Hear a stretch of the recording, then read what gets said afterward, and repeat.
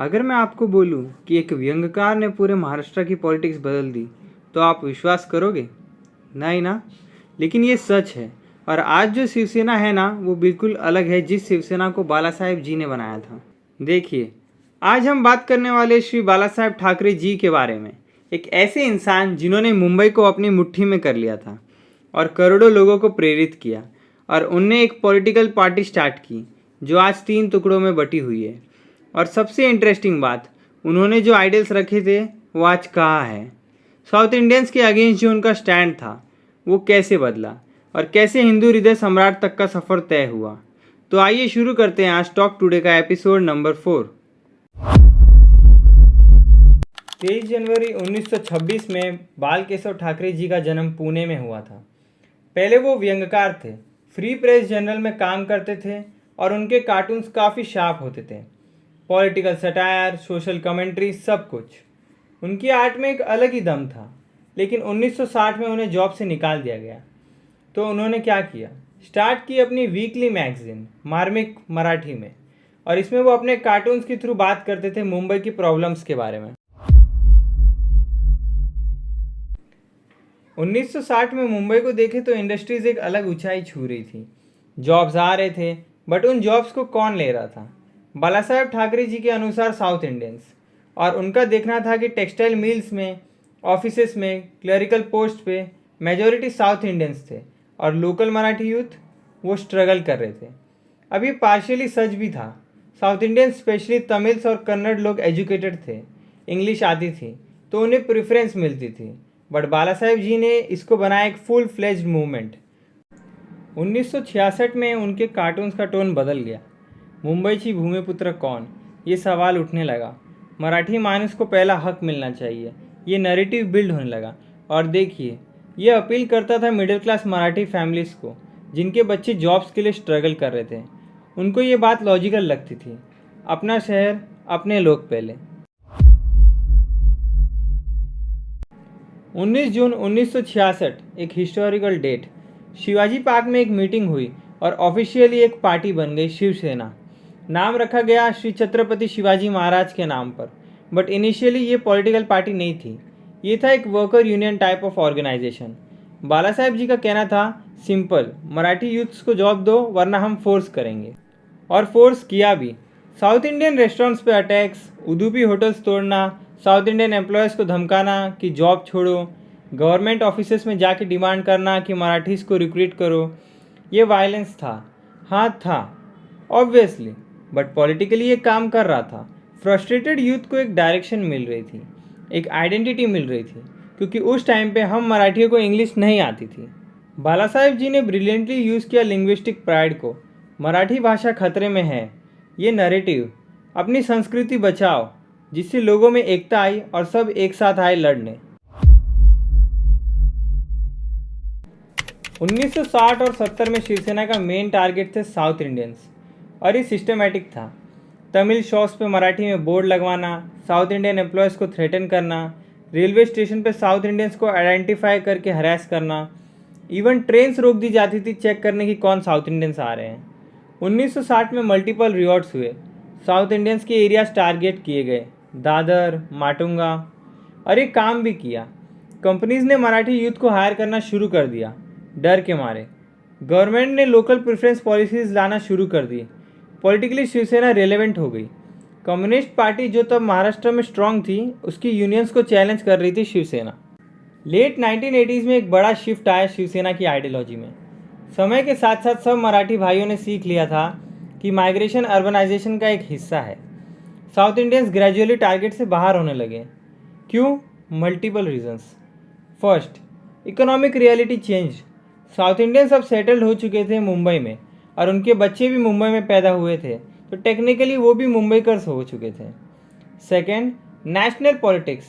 1980s में बाबरी मस्जिद का इशू था, राम जन्मभूमि मूवमेंट स्टार्ट हुई, बीजेपी ग्रोथ कर रही थी हिंदू नेशनलिज्म पर। बाला साहेब जी ने देखा, उनका ट्रांसफॉर्मेशन शुरू हुआ, रीजनल स्ट्रॉन्गमैन से हिंदू हृदय सम्राट तक। 1992 से 1993 के बॉम्बे रिवॉर्ड्स, ये टर्निंग पॉइंट था। बाबरी मस्जिद डिमोलिशन के बाद जो रिवॉर्ड्स हुए, उसमें शिवसेना का डायरेक्ट इन्वॉल्वमेंट था। श्री कृष्णा कमीशन ने क्लियरली कहा था कि शिवसेना और बाल ठाकरे रियॉट्स में इन्वॉल्व है। अराउंड 900 लोग मारे गए, मेजॉरिटी मुस्लिम्स थे। बाला साहेब जी ने खुलेआम कहा, मुझे गर्व है जो मेरे आदमियों ने जो किया है, मुझे कोई रिग्रेट नहीं। आप लोगों ने उनका वो डायलॉग सुना ही होगा कि I am a mad mad Hindu. 1995 में शिवसेना बीजेपी अलायंस ने महाराष्ट्र में गवर्नमेंट बनाई। पहली बार शिवसेना पावर में आई। मनोहर जोशी बने chief minister, but real power थी बाला साहेब जी के पास। मातोश्री जो उनका घर था, ऑर्डर्स वहाँ से आते थे, मिनिस्टर्स वहाँ रिपोर्ट करने जाते थे। मुंबई का नाम बदला, बॉम्बे से मुंबई। रोड्स के नाम चेंज हुए, कॉलोनियल नेम्स हटाए गए। मराठी इम्पोजिशंस, शॉपकीपर्स को मराठी साइन बोर्ड्स लगाने थे। कंट्रोवर्शियल डिसीजंस जैसे कि क्रिकेट विद पाकिस्तान अपोज करना, वैलेंटाइंस डे को अपोज करना। बाला साहेब जी ने ओपनली एडोल्फ हिटलर की एडमायरेशन एक्सप्रेस की। उन्होंने कहा, आई एडमायर हिटलर्स लीडरशिप। ये कंट्रोवर्शियल था ऑब्वियसली, बट बाला साहेब जी को कंट्रोवर्शियल होना पसंद था। उनका लीडरशिप स्टाइल थोड़ा अलग था, जो बोला वो ही final, no discussion, no democracy inside the party. But simultaneously उनके फॉलोअर्स उन्हें टाइगर कहते थे। फियर्स, फियरलेस, अनकम्प्राइजिंग उनकी इमेज थी। एक ऐसा लीडर जो डरता नहीं, जो अपने लोगों के लिए लड़ सकता था। उनकी speeches aggressive, no hold barred, वो ओपनली बोलते थे, जो दूसरे पॉलिटिशियंस पीठ पीछे कहते थे। ये ऑथेंटिसिटी लोगों को अट्रैक्ट करती थी। दुश्मनी खुलेआम, पाकिस्तान के अगेंस्ट, मुस्लिम्स के अगेंस्ट, कम्युनिस्ट के अगेंस्ट, सबको गालियाँ देते थे और सपोर्टर्स को ये पसंद था। एक लीडर जो जेन्युइनली फील करता है, ये परसेप्शन था। बाला साहेब जी सिर्फ पॉलिटिशियन नहीं थे, वो मीडिया पर्सन थे। मार्मिक से शुरू करते सामना तक उनका मीडिया एम्पायर था। सामना शिवसेना का डेली न्यूज़पेपर। इसमें एडिटोरियल्स बाला साहेब ठाकरे जी खुद लिखते थे और ये एडिटोरियल्स ये बहुत तीखे होते थे और कई लोगों की जल जाती थी। प्राइम मिनिस्टर्स को टारगेट किया, चीफ मिनिस्टर्स को गालियाँ दी, बिजनेस लीडर्स को क्रिटिसाइज़ किया और बॉलीवुड को भी नहीं छोड़ा। शाहरुख खान को टारगेट किया पाकिस्तानी प्लेयर्स को सपोर्ट करने पर, बट ये मीडिया कंट्रोल उन्हें पॉलिटिकली बहुत पावरफुल बनाता था। बाला साहेब जी के 3 बेटे थे। बिंदु माधव जो अर्ली एज में मर गए, फिर जयदेव और सबसे छोटे उद्धव ठाकरे। उद्धव ठाकरे जी की hobby as a photographer, wild life enthusiast थी।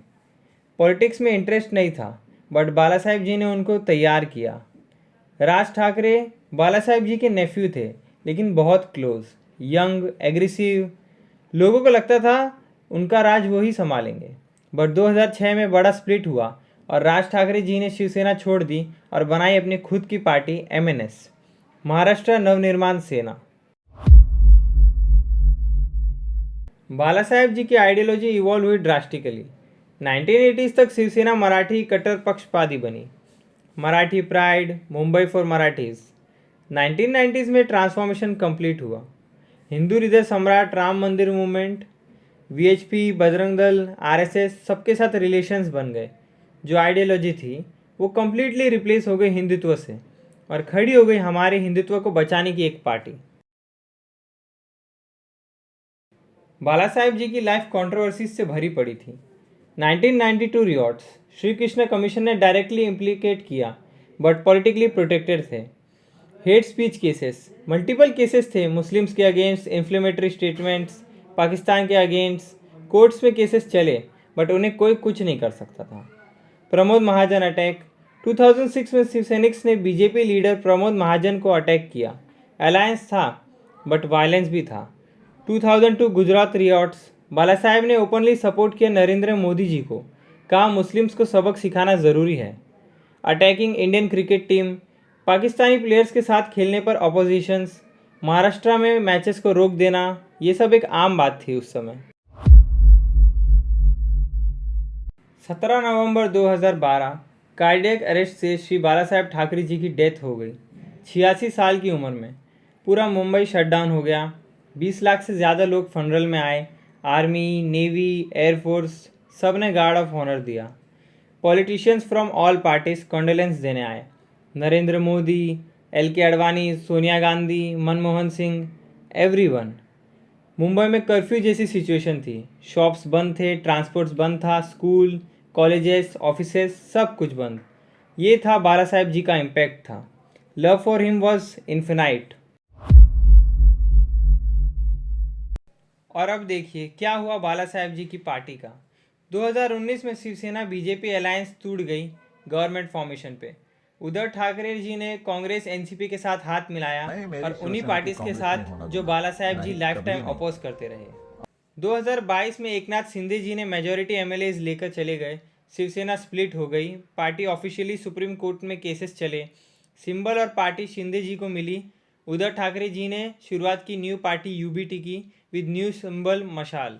एक कार्टूनिस्ट से पॉलिटिकल जाइंट तक का सफ़र और बाद में रीजनल लीडर से हिंदू आइकन तक का सफ़र और एक ऐसे इंसान जिन्होंने करोड़ों लोगों को इंस्पायर किया, उनकी लेगेसी आज ख़त्म हो गई। आज के लिए इतना ही। सी यू टुमारो। जय हिंद, जय महाराष्ट्र।